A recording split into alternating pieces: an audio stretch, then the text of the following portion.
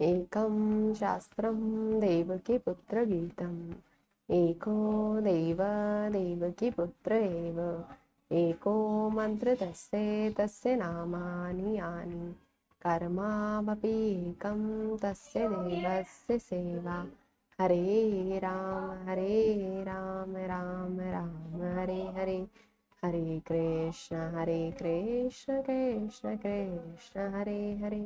बोले योगेश्वर श्री कृष्ण भगवान की जय। आइए, स्वागत है आप सभी का अपनी इस भगवत गीता जी की जर्नी पर, जो कि है आज 12th अध्याय की जर्नी, जिसका नाम है भक्ति योग। देखने में ये अध्याय सबसे छोटा है, मात्र 20 श्लोक इस अध्याय में है, लेकिन चिंतन करने की दृष्टि से यह अध्याय विराट स्वरूप जैसा है। इससे पहले जो 11th अध्याय था वो विराट स्वरूप का दर्शन कराता है, उसमें श्लोक भी 55 है, लेकिन हम उसी दृष्टि से इसको देखें तो इस अध्याय की भी विराटता खूब है। किसी का वर्णन कर देना ये बहुत बड़ी बात नहीं है, उसका चिंतन करना ये सबसे बड़ी बात है। वैसे तो हम संसार का चिंतन करें तो वो एक चिता के समान है, लेकिन उस परमपिता परमात्मा का चिंतन वो चंदन के समान है।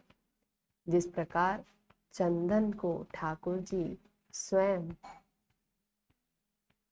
स्वीकार करते हैं, उसी प्रकार से जब हम इस चिंतन के द्वारा स्वयं को चंदन बना लेंगे तो श्री ठाकुर जी हमें भी स्वीकार करेंगे, और जरूर जरूर स्वीकार करेंगे। इस तरीके से ये श्री ठाकुर जी का चिंतन है, जो हमें चिंतन जो है वो चंदन के घर्षण के समान है, और उस चिंतन का वर्णन उस चंदन की खुशबू के समान है जो दूर तक जाती है। ऐसे ही हमारे वर्णन के शब्द है वो ठाकुर जी की सेवा में लगा हमारा भाव है जो दूर तक जाता है। पहले तो जब चंदन की लकड़ी लेकर चंदन लाया जाता था, उसको घिसा जाता था, उसमें भी बहुत समय लगता था। फिर उस लकड़ी को लाना, उसको घिसना, फिर उसको श्री ठाकुर जी को अर्पण कराना बहुत समय लगता था। इसीलिए ही चंदन सेवा का बहुत महत्व है, जो अक्षय तीज पर वृंदावन में श्री बांके बिहारी के मंदिर में एक बहुत बड़ा पर्व मनाया जाता है। उसी कारण उसका जो भाव पीछे मुझे नजर आता है वो यही है कि उस चंदन से प्रभु खुश नहीं होते हैं, बल्कि उस चंदन के पीछे जो हमारा भाव है, जो उस चंदन की सेवा का भाव है, उससे ठाकुर जी खुश होते हैं।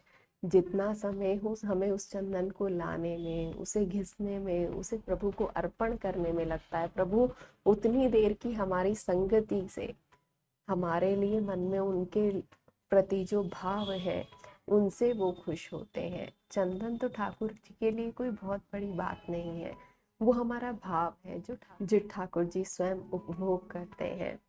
एक श्लोक जो बचपन में मैंने पढ़ा था वो कुछ इस तरीके से, ऐसी चंदन का वर्णन करते करते याद आ गया कि चंदनम शीतलम भवति चंदनात् अपीते चंद्रमा चंद चंदर्यु मध्य ते शीतलम साधु संगति। कोई लोग कहते हैं कि चंदन शीतल है, लेकिन उसकी शीतलता भी तभी तक है जब तक वो गीला है। कुछ लोग कहते हैं कि चंद्रमा शीतल है, चंद्रमा भी शीतल है, लेकिन उसकी शीतलता भी कुछ सीमित समय के लिए ही है।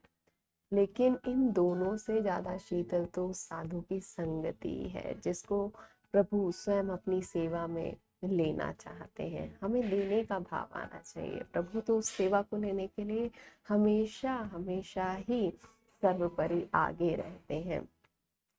इसमें जैसे चंदन की एक हीलिंग पावर होती है, वैसे ही एक साधु की संगति की हीलिंग पावर होती है। इस गीता जी के चिंतन की हीलिंग पावर है, उसके वर्णन की हीलिंग पावर है, जो हमारे बुरे विचारों पर, जो हमारे मेंटल हेल्थ को हील करने के लिए चंदन का काम करती है।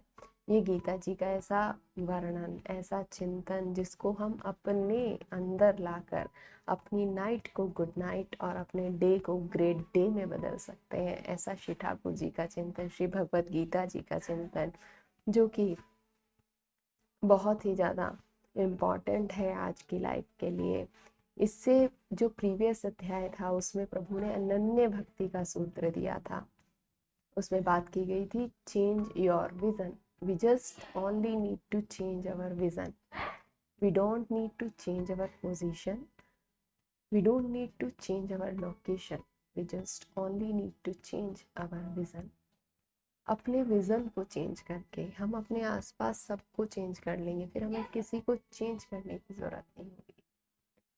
इसी तरीके से अब जो इस वाले अध्याय का एक मेन सूत्र है वो कुछ इस तरीके से है कि it is the most practical approach.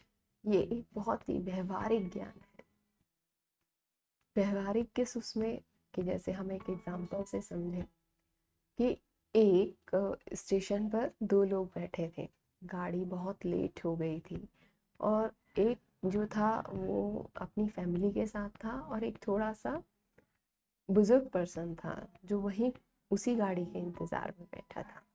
अब वो जो थोड़ा ओल्ड एज मैन था वो अपना समय बिताने के लिए श्री गीता जी या श्री रामायण जी, इस तरीके से श्री भगवत गीता जी को देख रहा था। तो जो पास बैठा आदमी था उससे रहा नहीं गया, उसने थोड़ी देर बाद उसको टोका और कहा कि आप ये क्या पढ़ रहे हैं, आज की दुनिया में ये कौन पढ़ता है, ये तो एक कहानी मात्र है जो सभी लोग जानते हैं, जो बरसों से चली आ रही है। इसमें क्या है, इसमें वही है कि एक राम एक रावण एक क्षत्रिय एक वामन सिया चुरी लंका जली, वही पुरानी कहानी। इसमें क्या है, आपको पढ़ना है तो कोई आज की लेटेस्ट न्यूज़ पढ़िए, किसी बिजनेस टाइकून के बारे में पढ़िए, ऐसा पढ़िए कि जो आजकल आपको दिखा सके कि आपकी अप्रोच क्या है।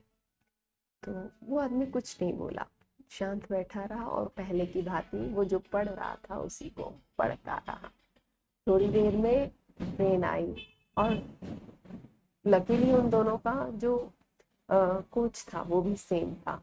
तो जो ओल्ड मैन था वो दूसरे दरवाजे से चढ़ा और जो व्यक्ति था वो भाग के दूसरे दरवाजे से चढ़ने लगा।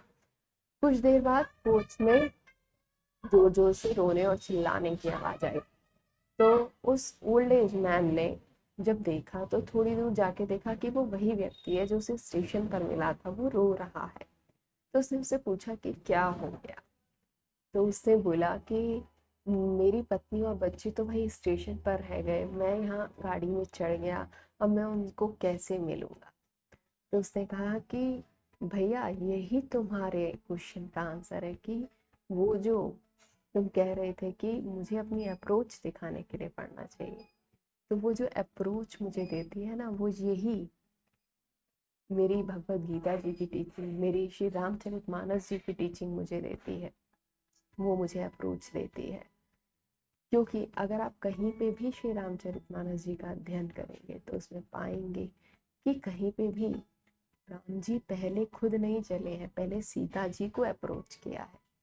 जब नदी पार करने की बात थी, केवट की नौका में चढ़ने की बात थी, तो पहले राम जी ने सीता जी को आगे किया, फिर खुद चढ़े। जब वनवास से लौट रहे थे तो जब उस विमान में बैठे तो भी पहले श्री सीता जी को आगे किया, फिर स्वयं प्रभु खुद बैठे तो उन्होंने कहा कि जरूरी नहीं है कि हम वही कहानी पढ़ रहे हैं, उसके पीछे की जो अप्रोच है, वो जो हमें सिखाना चाहता है, हमें वो सीखना है ना, हम उसके लिए पढ़ रहे हैं। तो अगर तुमने भी भैया कभी श्री रामचरितमानस पढ़ी होती, उसके पीछे की प्रैक्टिकल अप्रोच जानी होती, तो आज कभी तुम पहले ट्रेन में खुद ना चढ़े होते, अपने परिवार को पहले चढ़ाया होता। इस तरीके की प्रैक्टिकल अप्रोच के प्रति हमें अग्रसर करने वाली हमारी श्री गीता जी का पाठ, जिसके बारे में हम और चर्चा करेंगे इसके नेक्स्ट सेशन में। तब तक के लिए श्री राधे।